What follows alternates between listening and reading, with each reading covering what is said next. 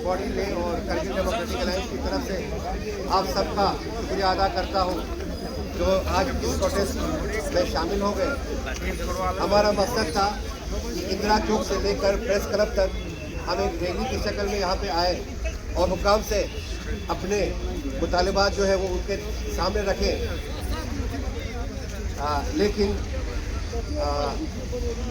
सरकार की तरफ से हमें परमिशन नहीं दिया गया इस रैली को निकालने के लिए, तो हम लोगों को शॉर्ट नोटिस पर जो है यहाँ पर जमा होना पड़ा प्रेस क्लब के सामने, ताकि हम हमारी मांगें जो है हुकाम बाला तक पहुँचा सकें।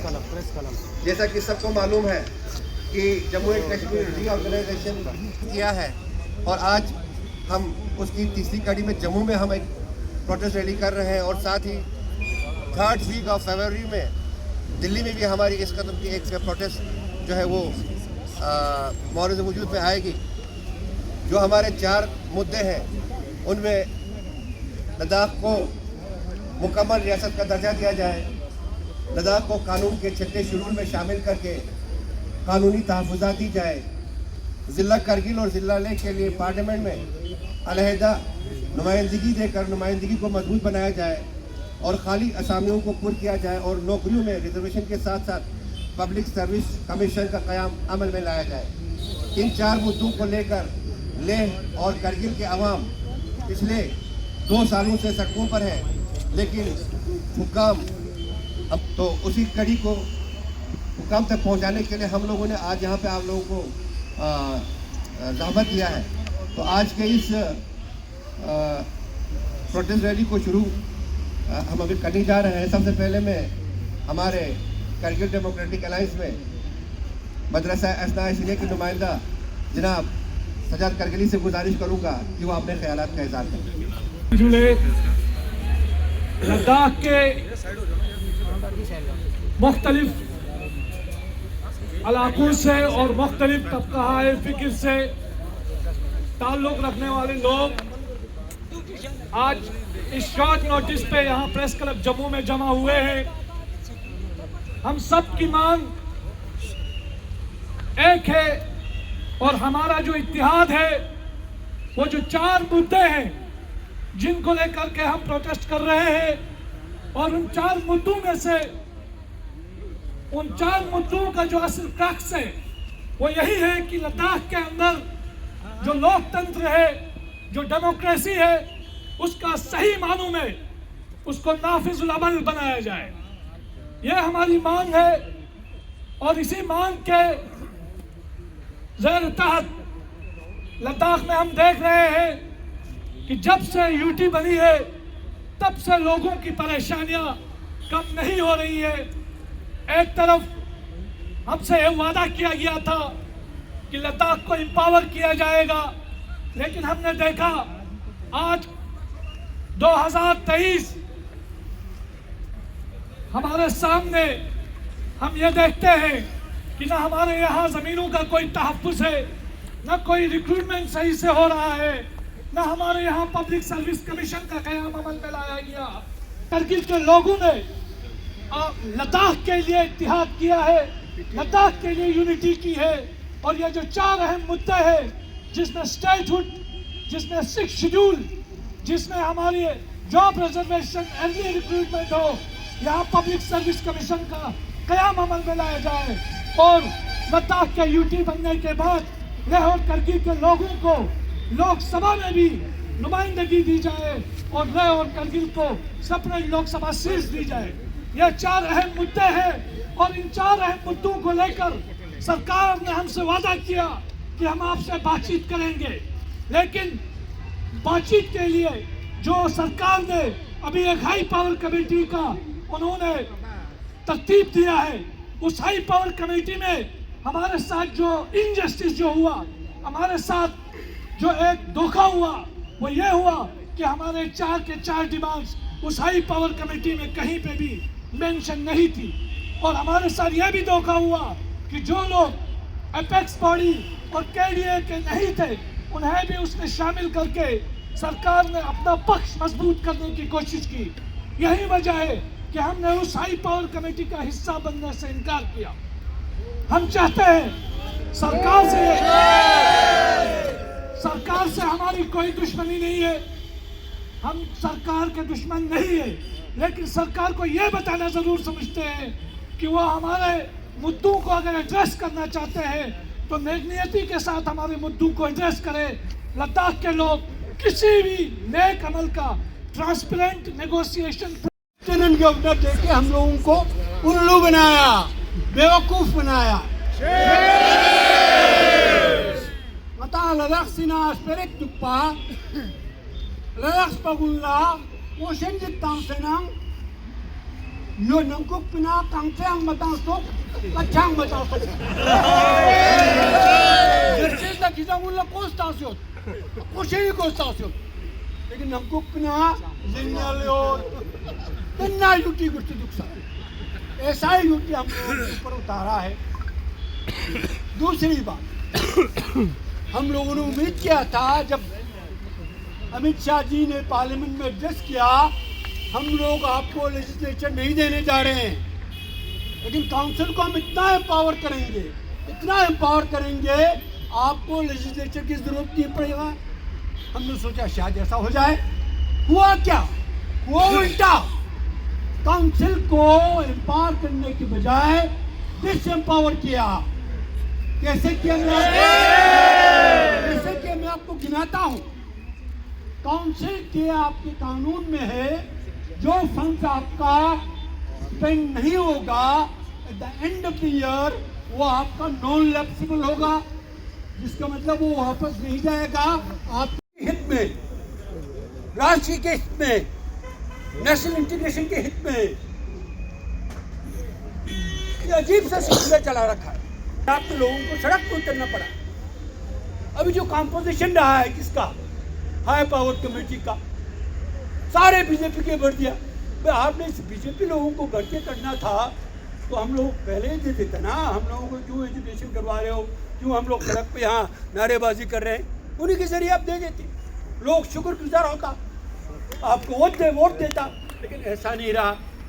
अभी भी हम लोग ये कह रहे हैं हम डायलॉग से दूर नहीं, डायलॉग में पार्टिसिपेट करना चाहते हैं। कोई भी चीज़ हो डिस्कशन डिबेट से ही होता है। अब एजुकेशन कर भी ले, आखिर में आपको जाके टेबल पे डिस्कस करना होगा। हम समझते हैं उसको, डायलॉग का क्या मीनिंग है, लेकिन वो एक रिप्रेजेंटेटिव होना चाहिए। रिप्रेजेंटेटिव कैसे बनाएंगे? तो Kashmir Kargil democratic alliance if you do this टोल मरोड thing, report whatever is being said, हम बोल रहे हैं। यहाँ कुछ लोगों ने वो नेशनलिज्म का ठेका ले रखा है। हम नेशनलिस्ट नहीं क्या? बिल्कुल।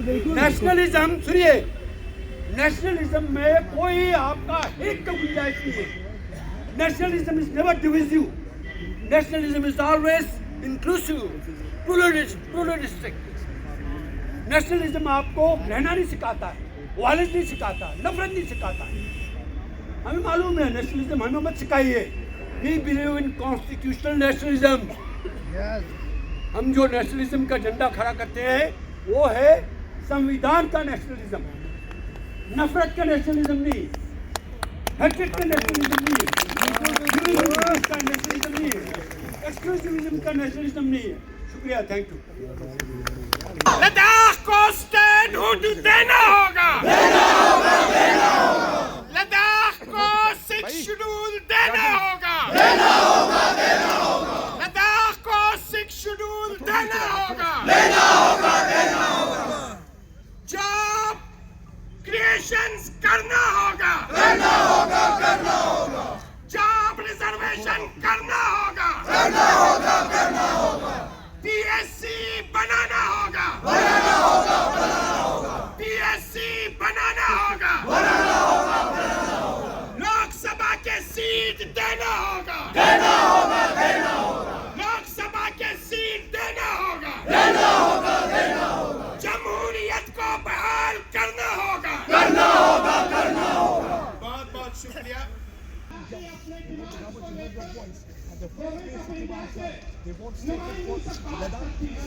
तो लद्दाख के युवा क्या चाहते हैं? जुले मेरा नाम ताशी अंगमो है और मैं अनएम्प्लॉयमेंट यूथ लद्दाख एसोसिएशन एलिवा के सेक्रेटरी हूँ। और हमारे लद्दाख के युवा ये चाहते हैं कि हमारा जो 5 मांगिया है उनको पूरा किया जाए। जो हमारा सेफ गार्ड्स है, unemployment safe guards, land safe guards और ये बहुत तरह के सेफ गार्ड्स है, बहुत सारा सेफ गार्ड्स पूरा किया जाए। तो अभी अनएम्प्लॉयमेंट जो है लद्दाख के यूथ किस तरह के उसमें उलझे हुए हैं? लद्दाख के स्टूडेंट्स को बहुत प्रॉब्लम्स झेलना पड़ा है क्योंकि हमारे लद्दाख में अभी यूटी मिलके 4 साल होने को है और हमारे लद्दाख के पास अभी भी ये सिलेक्शन जो बोर्ड है वो भी नहीं है अभी तक। बहुत दुखी की बात है। अभी जो हमारा जो जॉब रिक्रूटमेंट हुआ है वो भी अभी एसएससी को भी दिया हुआ है और वो भी नॉन गेजेटेड पोस्ट, उसमें भी हमें बहुत सारे दिक्कत झेलना पड़ रहा है। उसमें भी बाहर के लोग को जो रिजल्ट्स आया हुआ है उसमें लद्दाख बाहर के लोग भी इंक्लूड किया हुआ है और हमें जो JKSB का जो होता था वो भी बंद किया हुआ है और हमें बहुत जो स्टूडेंट्स है बहुत झेलना पड़ रहा है, बहुत सारा। तो हमारे साथ एक युवा और जोड़ा है, आपका नाम? मेरा नाम पद्मा संजन है और मैं लीव का चीफ कोऑर्डिनेटर। पद्मा जी ये बताइए, 6 शेड्यूल जो है, 6 शेड्यूल जो मांग रहा है, आप डिमांड कर रहा है, वो उसका स्ट्रक्चर कैसा होना चाहिए और लद्दाख के फ्यूचर के बारे में थोड़ा बताइए आप।